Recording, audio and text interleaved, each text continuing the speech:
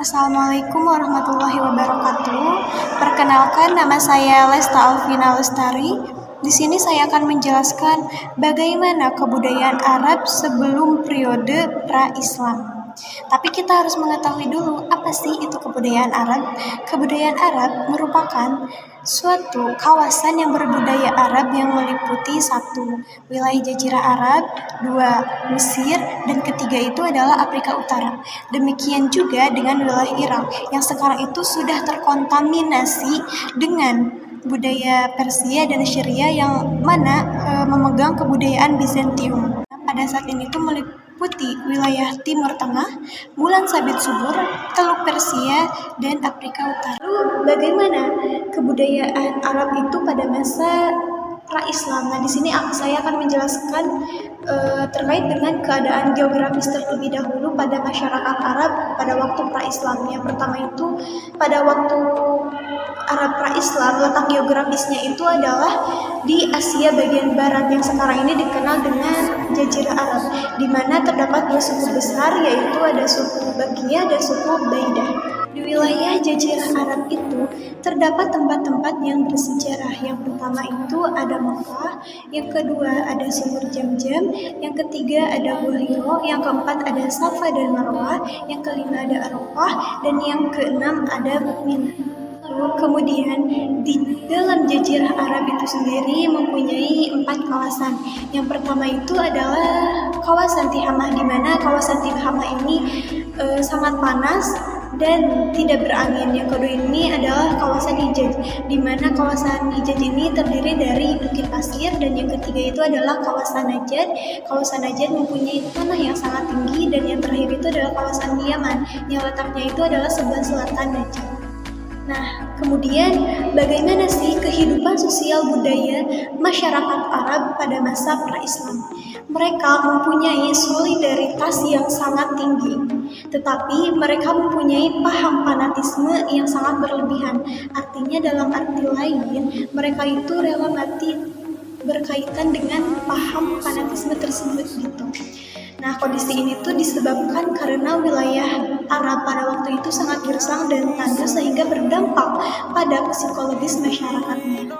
Kemudian ada perbedaan yang mencolok antara masyarakat yang berstrata sosial bangsawan dengan masyarakat yang berstrata lainnya, di mana yang berstrata sosial bangsawan adalah mereka bila hubungan antara laki-laki dan wanita itu harus melalui persetujuan wali wanita. Jadi seorang wanita itu tidak mempunyai hak kebebasan untuk memilih pilihannya sendiri. Nah, sedangkan berbanding terbalik dengan strata lainnya di mana mempunyai kebebasan antara hubungan laki-laki dan wanita. Kemudian ada beberapa pola perkawinan pada waktu masa Jazirah Arab pra-Islam. Yang pertama itu adalah perkawinan zawaj, perkawinan istibda, perkawinan mut'ah, perkawinan sabi, perkawinan badal, perkawinan sigar, dan pernikahan antar saudara. Dan kemudian kondisi sosial masyarakat Arab pada pra-Islam itu sendiri itu sangatlah primitif, di mana mengalami kebodohan pada semua aspek kehidupan.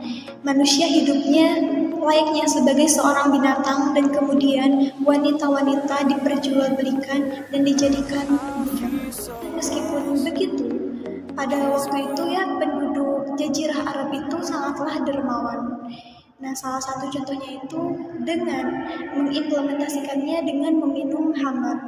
Bukan dalam artian kalau sekarang ini meminum khamar itu diartikan sebagai memabukkan, tetapi pada waktu zaman dahulu, pada waktu masa Jazirah Arab pra-Islam, meminum khamar itu sebagai bukti kedermawanan, yaitu dengan cara memboroskan hartanya.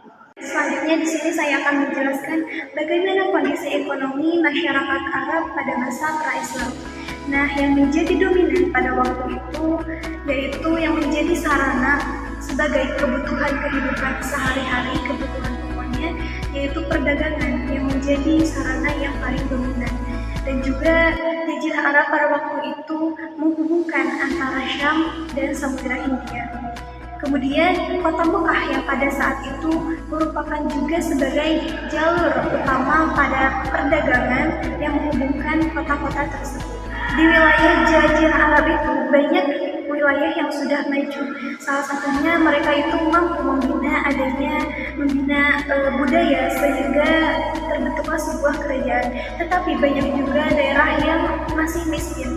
Nah, ini disebabkan karena pada waktu itu terdampak peperangan sehingga menjadikan sebagian wilayah Arab itu masih adanya kemiskinan. Yang berkaitan dengan kerajinan, contohnya jahit-menjahit, menyamak kulit, itu berasal dari daerah Yaman, dikarenakan pada waktu itu daerah Jazirah Arab itu kurang berkembang pada kebudayaan jahit-menjahit ini. Nah, dikarenakan juga kenapa Yaman, karena Yaman mempunyai tanah yang subur, kemudian Yaman selalu turun hujannya itu secara teratur sehingga peradaban Yaman itu lebih mempunyai peradaban dibandingkan dengan Jazirah Arab.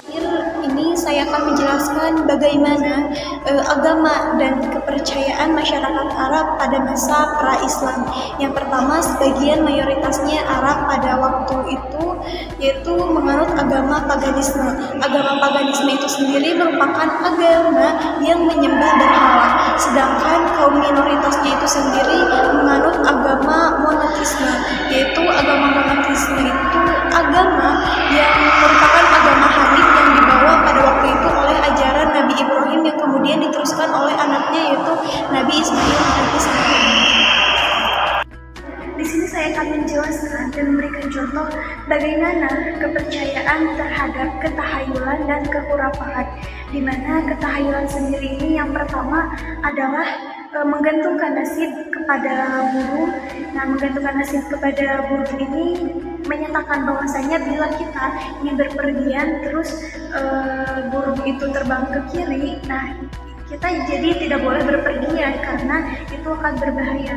Kemudian yang kedua adalah menggantungkan nasib dan keyakinan kepada selain Allah, dan yang ketiga itu menganggap bahwa anak bayi perempuan yang lahir itu akan membawa kesialan.